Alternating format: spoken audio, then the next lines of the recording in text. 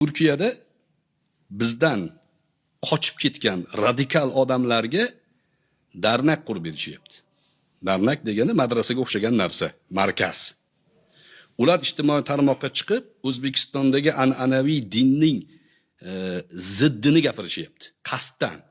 Uni foydasi yo'q, jamiyatga foydasi yo'q. Masalan deylik, dasturxonda qo'lingizni ko'tarib duo qilishligingiz bid'at deyapti. Bid'at degani yomon ish.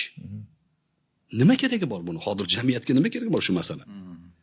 Bundan ko'zlagan maqsad sizni o'g'lingiz, ukangiz, akangiz oilada shuni bid'at desin. Bizni o'rtamizda nizo chiqsin. Bu bola jamiyatga sig'may qolsin. Yakkalansin-da qochsin, bizga kelsin degani. Darnakka borgan odamlarga ikkita yo'l bor. Yo shu yerda o'qib, biz aytganimizni qilasan, o'qiy olmasang, marhamat, Idlibga o'tasan. Bular maxsus xizmatlarning yordamisiz bo'ladimi? Bo'lmaydi unaqa narsa.